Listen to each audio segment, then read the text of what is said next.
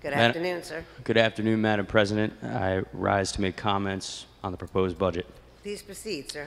Madam President, I stand strongly opposed to this budget because this is what I like to call business as usual.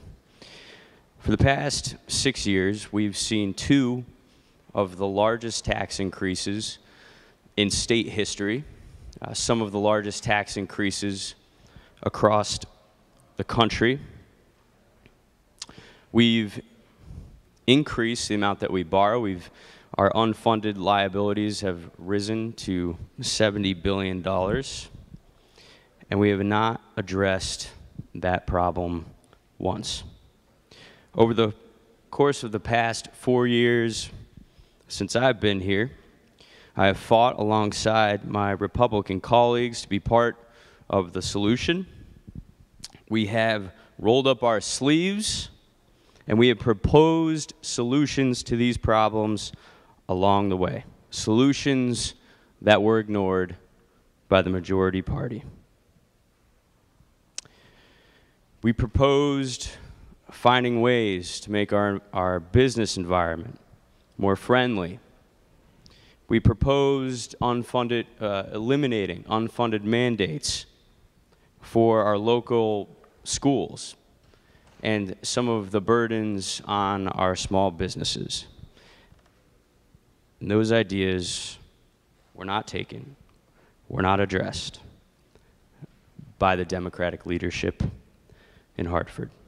Although we proposed these concrete solutions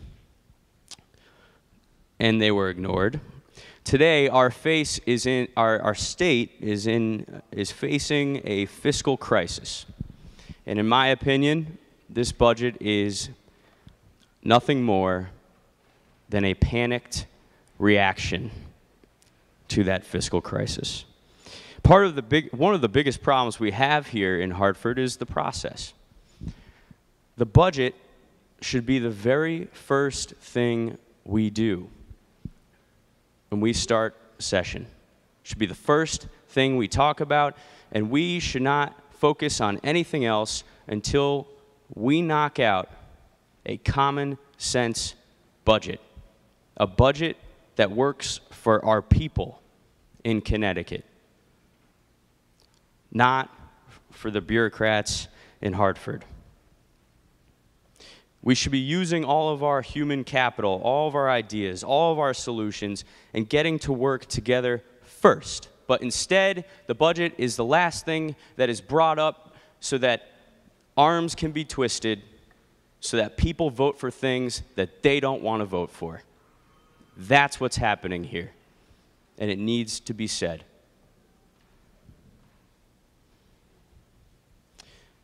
We should be having there should be segregated economic decision makings for every single line item in this budget. We should know the economic impact of every single line item in the budget.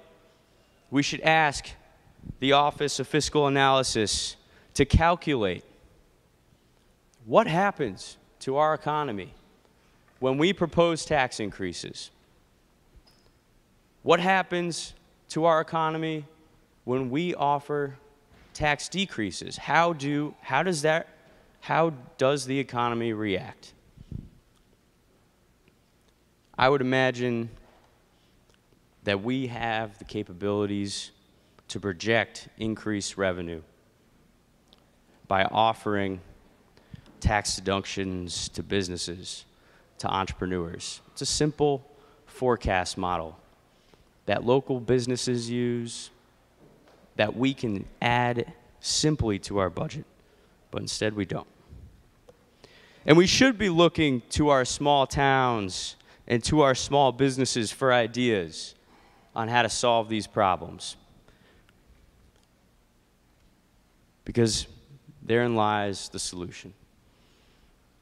The biggest problem that we face right now are unfunded liabilities, and in this budget, we don't touch retirement plans for state employees. It's not politics It's math, and there are truth in numbers to the fact that we have to have a defined contribution plan, the way towns have, the way small businesses have implemented into their OpEx and overhead. That's not being done here. And that's going to create a tremendous amount of stress on the next budget, on the budget after that, and down the road. We have an issue in the state of Connecticut with an aging population. By 2025, the average age of people over 65 will increase by 45%. The average age of people from the ages of 17 to 65, the working age, will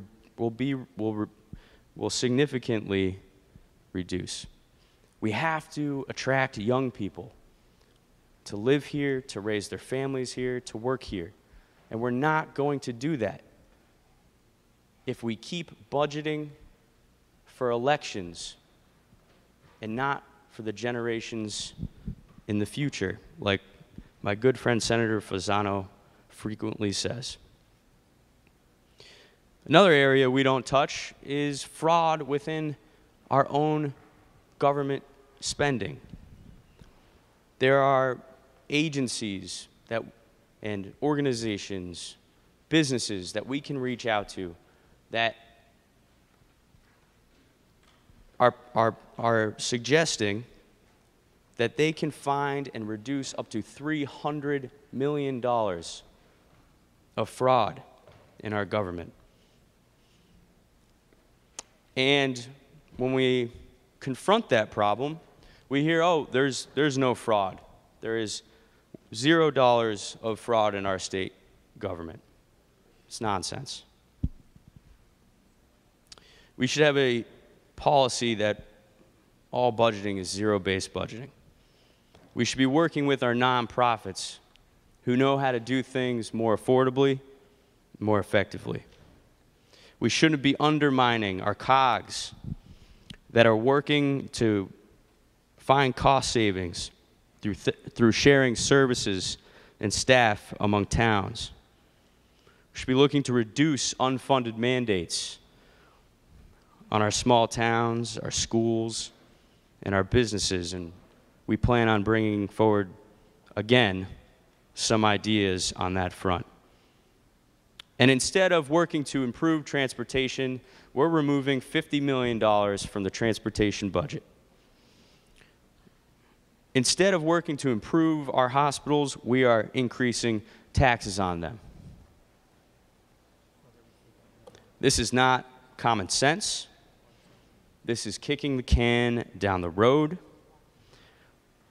I refuse to be part of the problem, and I will continue to stand with my Republican colleagues to be part of the solution. Because our best days can be ahead of us if we make simple adjustments. It's been said by former American president, there are simple answers. They are just not the easy ones. Thank you, Madam President. Thank you. Will you remark?